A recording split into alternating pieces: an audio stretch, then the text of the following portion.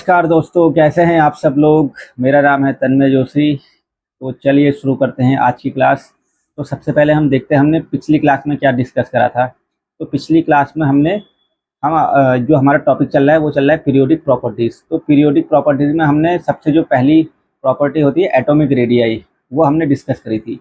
And जो atomic radii है उसमें हमने 4 टाइप की एटॉमिक रेडियाई डिस्कस करी थी। जो पहली थी हमारी कोवेलेंट रेडियाई थी, दूसरी थी आयनिक रेडियाई, तीसरी थी आपकी मेटेलिक रेडियाई और जो चौथी थी वो थी आपकी वंडर वॉल रेडियाई।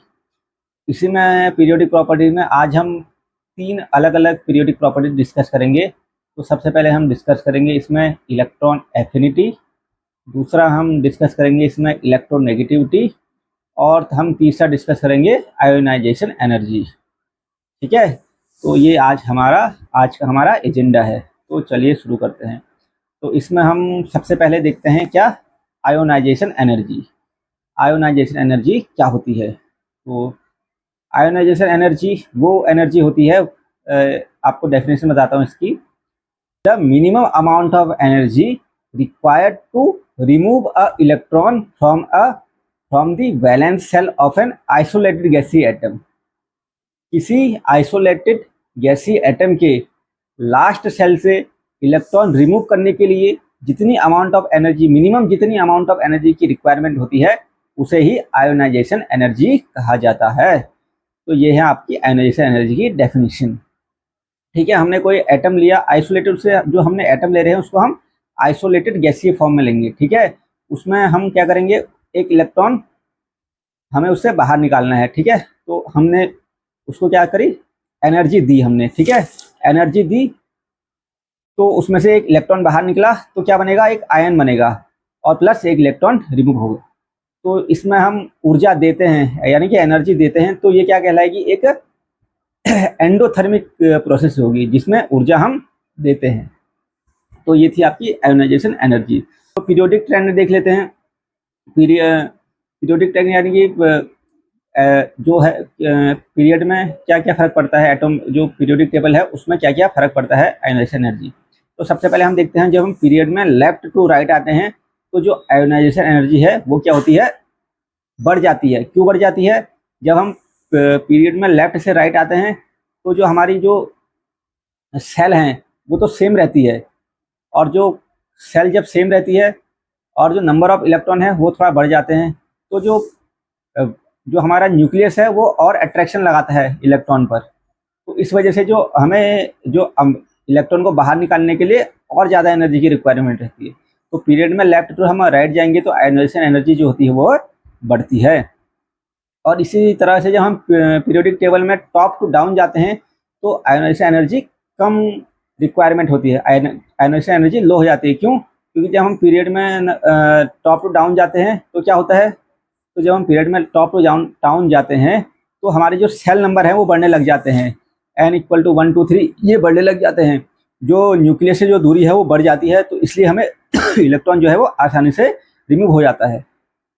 ठीक है, तो पीरियडिक टेबल में हम टॉप टू जब डाउन जाते हैं तो आयोनाइजेशन एनर्जी क्या होती है, कम हो जाती है, यानी कि लो, डिक्रीज होती है। और अगला है आपका जेड इफेक्टिव न्यूक्लियस चार्ज का पीरियड आयोनाइजेशन एनर्जी पर क्या फर्क पड़ता है। जो आयोनाइजेशन एनर्जी होती है वो होती है directly proportional to Z effective. ठीक है, जब जितना ज़्यादा जेड इफेक्टिव होगा यानी कि इफेक्टिव न्यूक्लियर चार्ज उतनी ज़्यादा वैलेंस जो न्यूक्लियस होगा वो इलेक्ट्रॉन को अट्रैक्ट करेगा। जितना ज़्यादा इलेक्ट्रॉन को अट्रैक्ट करेगा तो हमें उतनी ज़्यादा अमाउंट ऑफ एनर्जी की ज़्यादा रिक्वायरमेंट होगी उस इलेक्ट्रॉन को बाहर निकालने के लिए।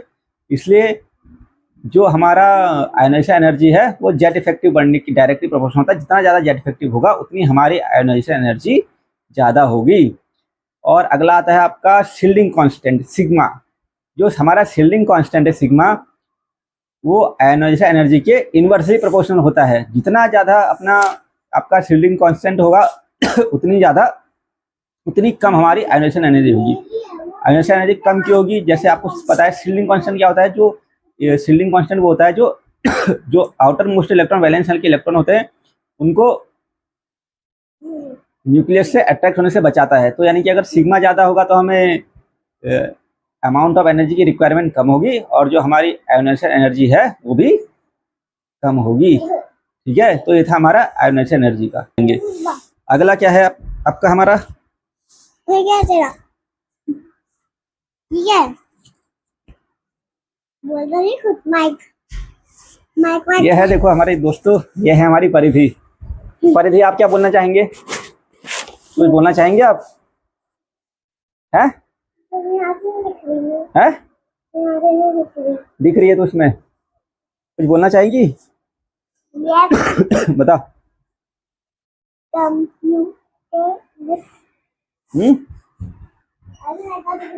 दिख तो रही है, अभी वीडियो जब बनेगी तब देखेगी। आजा बैठ जा, मुझे पढ़ाने दे बच्चों को पढ़ा रहा हूँ मैं।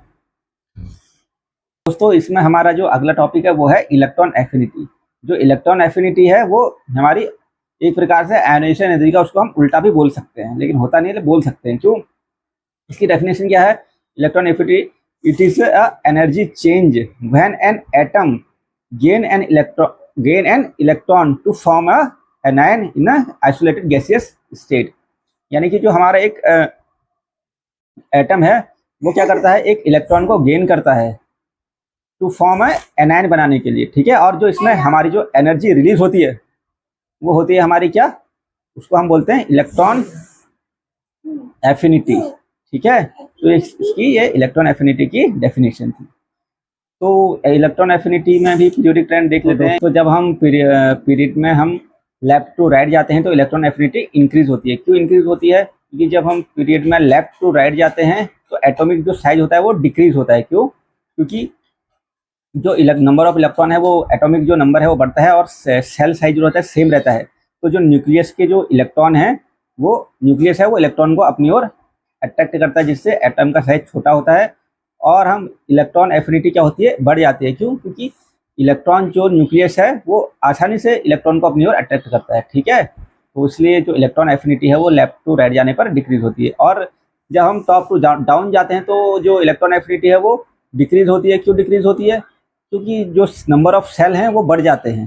जब नंबर ऑफ सेल बढ़ जाते हैं तो जो न्यूक्लियस का जो फोर्स है इलेक्ट्रॉन का कम हो जाता है और जो इलेक्ट्रॉन एफिनिटी है इलेक्ट्रॉन ऐड करना मुश्किल हो जाता है। ठीक है, इसलिए जो हमारा इलेक्ट्रॉन एफिनिटी है वो टॉप डाउन जाने पर डिक्रीज होती है। ठीक है, अब आता है एक हमारा जेड इफेक्टिव। ठीक है, Z effective is effective nuclear charge is directly proportional to electron affinity. क्यों? क्योंकि इलेक्ट्रॉन इफेक्टिव न्यूक्लियर चार्ज जितना ज़्यादा होगा उतना न्यूक्लियस इलेक्ट्रॉन पर, वैलेंस शेल के इलेक्ट्रॉन पर फोर्स लगाएगा। तो जो हमें इलेक्ट्रॉन ऐड करना होगा तो हम आसानी से इलेक्ट्रॉन ऐड कर सकते हैं। इसलिए जो Z effective is directly proportional to electron affinity is directly proportional to Z effective. और आता है अपना शील्डिंग कांस्टेंट। शील्डिंग कांस्टेंट जितना ज़्यादा होगा उतनी ही हमारे इलेक्ट्रॉन एफिनिटी कम होगी। क्यों? क्योंकि शील्डिंग कांस्टेंट जो रहता है सिग्मा, वो हमारा जो इलेक्ट्रॉन न्यूक्लियस के फोर्स को रोकता है। क्यों? इस पर बाहर जो वैलेंस शेल के इलेक्ट्रॉन है उन पर लगने से जो हमारा न्यूक्लियस का फोर्स है उसको रोकता है। अगर वो न्यूक्लियस बाहर के इलेक्ट्रॉन को अपनी ओर अट्रैक्ट नहीं कर पाएंगे, शील्डिंग कांस्टेंट ज़्यादा होगा तो इलेक्ट्रॉन एफिनिटी भी कम होगी। तो ये था हमारा electron affinity trend in periodic table. इस समय ही हमारा लास्ट टॉपिक है जो हमारा पीरियोडिक प्रॉपर्टीज में, वो है इलेक्ट्रोनेगेटिविटी, विद्युत ऋणात्मकता। तो ये क्या होती है, इसकी सबसे पहले डेफिनेशन देखते हैं। इलेक्ट्रोनेगेटिविटी क्या होती है? It is the ability of a electron, it is the ability of an atom to attract the shared pair of electron in a covalent bond। Covalent bond में साझे द्वारा इलेक्ट्रॉन को अपनी ओर आकर्षित करने की जो क्षमता होती है वो होती है आपकी विद्युत ऋणात्मकता, इलेक्ट्रॉन नेगेटिविटी। ठीक है, जो पीरियोडिक टेबल में जो हमारा सबसे इलेक्ट्रोनेगेटिव एलिमेंट है वो क्या है? फ्लोरीन। और अगला है ऑक्सीजन और अगला है उससे नाइट्रोजन। ये जो तीन हमारे एलिमेंट हैं पीरियोडिक टेबल में सबसे ज़्यादा जो है वो क्या है? इलेक्ट्रोनेगेटिव हैं। इसको हम ऐसे भी याद कर सकते हैं FON। ठीक है, जो फॉन है हमारा वो क्या है? इलेक्ट्रोनेगेटिव। ठीक है, जब हम पीरियोडिक टेबल में लेफ्ट टू राइट जाते हैं तो इलेक्ट्रोनेगेटिविटी क्या होती है? वो इंक्रीज होती है। क्यों? क्योंकि साइज छोटा होता है तो इलेक्ट्रॉन अपनी जो न्यूक्लियस है वो इलेक्ट्रॉन को अपनी ओर आकर्षित आसानी से कर सकता है। और टॉप टू डाउन जब हम जाते हैं तो वो क्या होता है? इलेक्ट्रोनेगेटिविटी डिक्रीज करती है। क्यों? क्योंकि वैलेंस शेल जो नंबर ऑफ शेल्स हैं वो बढ़ जाते हैं, जो न्यूक्लियस है वो इलेक्ट्रॉन पर कम फोर्स लगा पाता है, इसलिए इलेक्ट्रोनेगेटिविटी कम हो जाती है।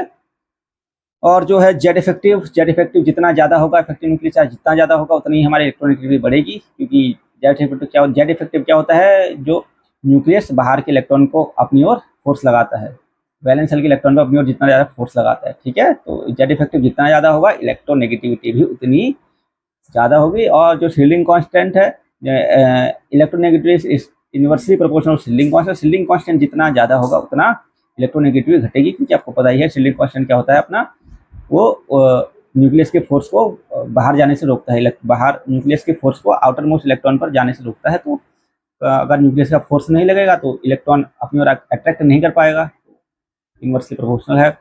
और हाइब्रिडाइजेशन मतलब संकरण, आपको पता ही होगा, अगले टॉपिक में आपको पढ़ाऊंगा। संकरण मान लीजिए एक 3 sp होता है, sp2 होता है, sp3।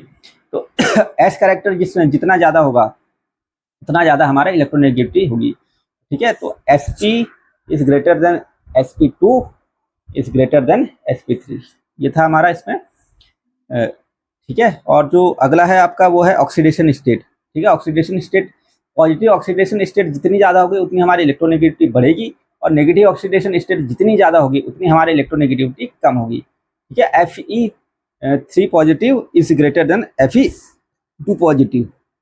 दोस्तों यही था आज की वीडियो में, हमने पीरियोडिक प्रॉपर्टीज जो है वो कंप्लीट कर ली हैं। तो ये था हमारे पीरियोडिक प्रॉपर्टीज में आज के लिए इतना ही। अब हम अगले उसमें नया चैप्टर शुरू करेंगे, नया टॉपिक शुरू करेंगे, ठीक है। अगर वीडियो में कुछ समझ ना आए तो प्लीज़ कमेंट सेक्शन में कमेंट करें, और बाकी वीडियो को लाइक करें, शेयर करें एंड चैनल को सब्सक्राइब करें। Thank you.